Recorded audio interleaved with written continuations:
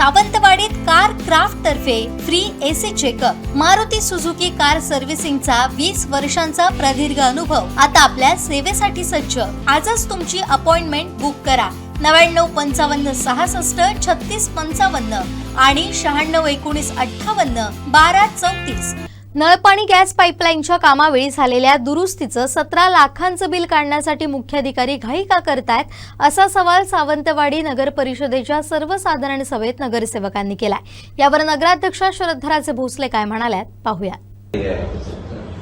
ते पाणी पुरवठा डिपार्टमेंटचं आपण जे विचारत आहे तर आज सभामध्ये ते डिस्कशन झालं की काही बिल्स असे आहे की आम्ही जेव्हा बॉडी बसलेली त्याच्या अगोदर काही बिल्स असे आले आहे की आम्हाला ते कॅल्क्युलेशन भेटत नाही। तर आम्ही पूर्ण बॉडीनी डिसाईड केलं आणि सभा समितीने डिसाईड केलं की जेपर्यंत आम्हाला कॅल्क्युलेशन भेटत नाही ते आम्ही बिल भरणार नाही, कारण हे नागरिकांचे पैसे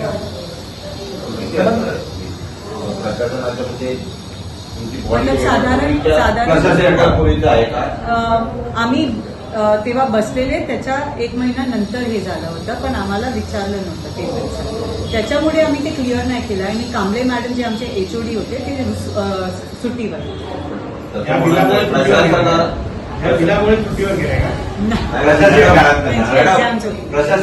एखादं बजेट असेल ना तर त्या कर्मचाऱ्याला करता करता येतं की कर्मचारी अधिकाऱ्याला विचारूनच करणार ना तो। बरोबर कर्मचाऱ्यांना ह्याच्यात आपल्या कर्मचाऱ्यांना परत हे करू नाही। जे आमचे हेड ऑफ डिपार्टमेंट आहे त्यांनी सांगितलं की त्यांना जेपर्यंत हे कॅल्क्युलेशन भेटत नाही ते हे बिल कसं नाही मॅडम, प्रशासनाच्या अधिकाऱ्यांची त्यांनी परवानगी न घेता ते कसं काय केलं?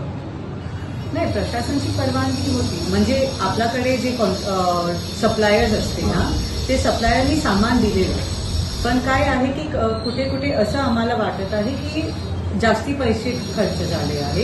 ते MNGLच्या मुळे होतं, आपली पाणी पुरवठा सिस्टमच्या मुळे होतं आणि प्रशासनाला ते बिल नाही भरायचं, तर त्याच्यावर आमची कारवाई। मॅडम एक असा प्रश्न होता की 17 लाखाचं बिल आलं पाणी पुरवठा, बरोबर आहे, ते तुमच्या मीटिंगमध्ये ठेवलं गेलं।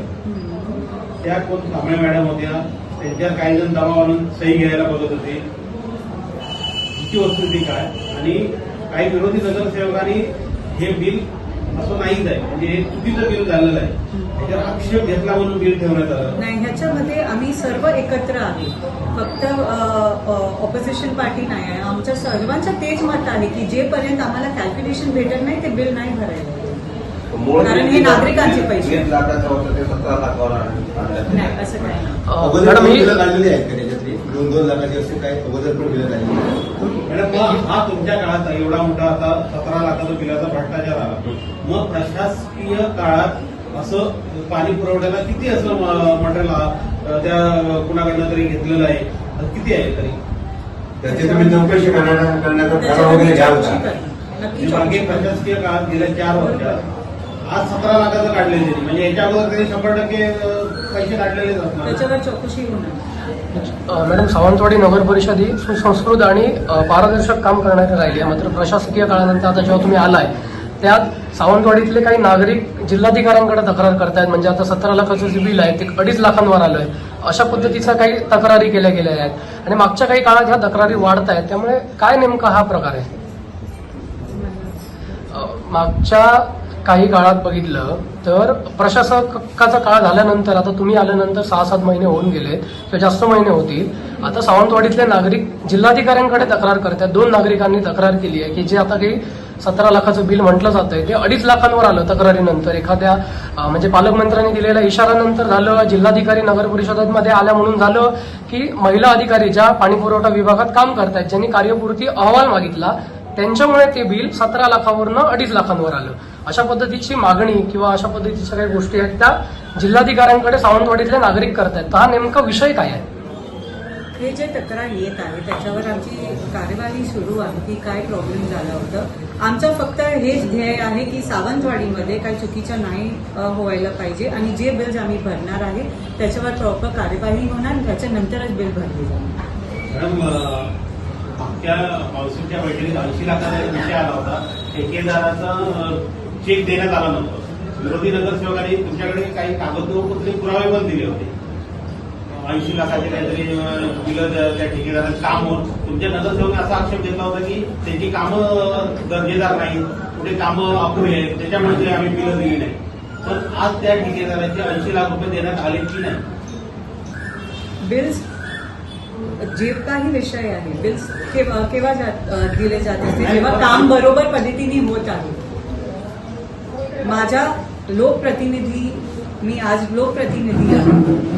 माझं कर्तव्य काय आहे? चांगलं काम करून घेणार. जेपर्यंत चांगलं काम नाही होणार तेपर्यंत बिल नाही भरणार.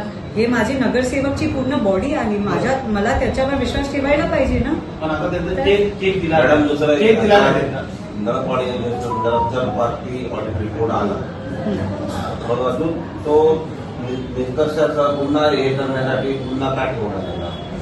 कारण ते जे नळपाणी योजनाचे थर्ड पार्टी ऑडिट होतं ते सेकंड रिपोर्ट होता. आपण थर्ड रिपोर्ट घेणार. कारण त्याच्यानंतर 2-3 महिने झाले जिल्हाधिकारी मॅडम आले. आपण परत त्यांनी जे अहवाल दिला त्याच्यानंतर परत आपण एक रिपोर्ट घेऊया. थर्ड रिपोर्ट आला त्याच्यानंतर आपण निर्णय घेऊया.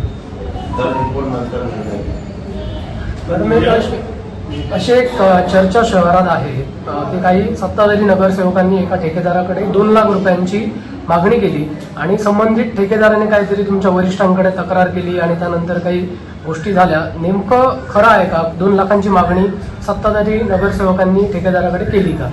हे विषय माझ्यासमोर आला नाही आणि हे विषयामध्ये मला माहिती नाही. याशिवाय मॅडम आत्ताच आपले नगरसेवकच बोलले की आमचीच पत्र कचराकुंडीत टाकली जात आहेत. मग सर्वसामान्य नागरिकांचं काय? आमचीच दिलेली पत्र कचराकुंडीत जर टाकली जात आहेत तर आपल्या सर्वसामान्य नागरिकांचं काय? जर नगरसेवकांचीच पत्र घेतली जात नाहीये तर नाही, हे चुकीचं आहे आणि मी सीईओना आज सांगितलं पण आहे की जे कोणाचे पत्र आले नगरसेवक आणि नगरसेविका ते तर त्यांना महत्त्व दिलंच पाहिजे. कारण ते नागरिकांसाठी काम करत आहे. जे पत्र आज नगरसेवक देणार कारण त्याच्या वॉर्डमध्ये काहीतरी झालंय तर त्यांना इम्पॉर्टन्स दिलंच पाहिजे आणि त्याच्यावर आम्ही स्ट्रिक्ट वॉच ठेवणार आहे. मी सीईओ सोबत एक मीटिंग पण घेणार आहे की जे काही पत्र आले त्याचे उत्तर दिलेच पाहिजे. ते नागरिकचे असू दे, नगरसेवकचे असू दे, कोणाचे पण असू दे, त्याच्यावर महत्त्व. प्रॉब्लेम कायमस्वरूपी तुमच्या देखील नसल्यामुळे होतात. हे सगळे हे प्रॉब्लेम कायमस्वरूपी मुख्याधिकारी नाही.